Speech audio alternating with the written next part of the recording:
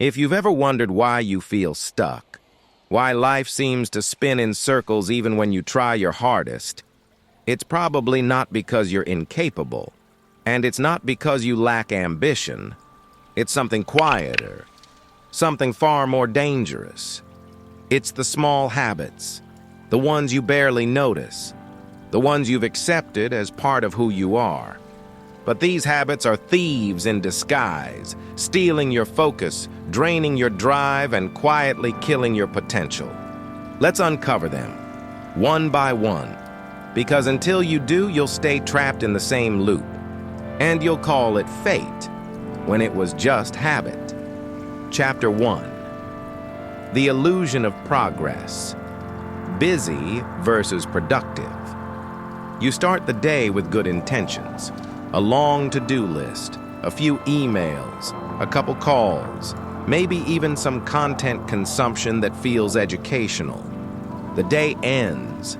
You're exhausted, but you haven't moved any closer to what truly matters. You were busy, but not productive.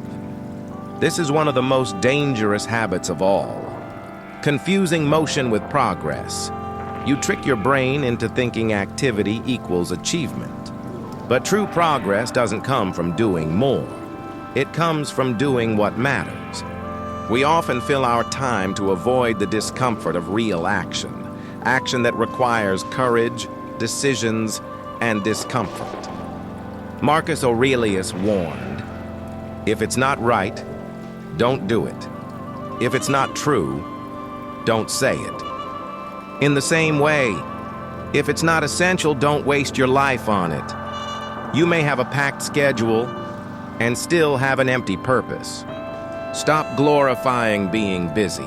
Start chasing what actually builds you. Chapter 2. The addiction to comfort. You avoid the cold shower. You procrastinate on the hard decision. You reach for your phone instead of facing the silence. This is the slow poison of comfort. It doesn't come as a crisis, it comes as convenience. But comfort zones are padded prisons, and the longer you stay in them, the more of your edge you lose. Every time you trade challenge for ease, your resilience dulls. Every time you avoid resistance, your strength shrinks. Seneca once said, "It is not because things are difficult that we do not dare, it is because we do not dare that they are difficult." Growth only happens when you interrupt your comfort. Every great transformation begins in discomfort. Don't worship comfort.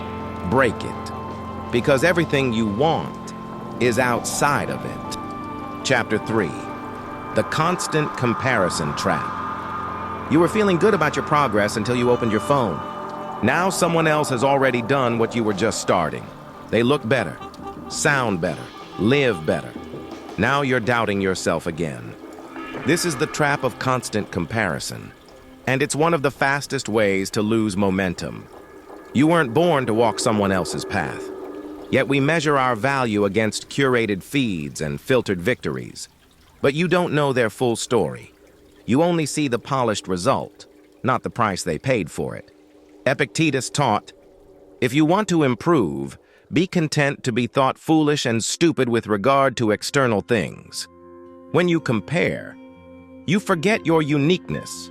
You abandon your purpose to chase someone else's timeline. The only person you need to be better than is the version of you from yesterday. Stop looking sideways. Start moving forward. Chapter 4. The excuse of not ready yet. You've said it 1,000 times. I'll start when I'm ready. When I have more knowledge. When life calms down. That's the lie perfectionism tells. That there's such a thing as the perfect moment. But perfect never comes. And while you wait, your life shrinks around your excuses. You don't need more preparation. You need more courage. The people winning didn't feel ready. They acted anyway. Marcus Aurelius reminded us, you could leave life right now. Let that determine what you do, say, and think. You're not stuck because you're not ready. You're stuck because you're waiting for permission that will never come. Take the first step, even if it's messy, even if you're unsure, because action creates clarity. Waiting doesn't. Chapter 5. The hidden poison of negative self-talk. If someone spoke to your friend the way you speak to yourself, you'd be furious. But when it's your own voice, you let it slide. I'm not good enough. I always mess things up. Why even bother trying? This isn't humility. It's mental sabotage. Your thoughts shape your world. You don't become what you dream about. You become what you repeat. Epictetus was clear. It's not what happens to you, but how you react to it that matters.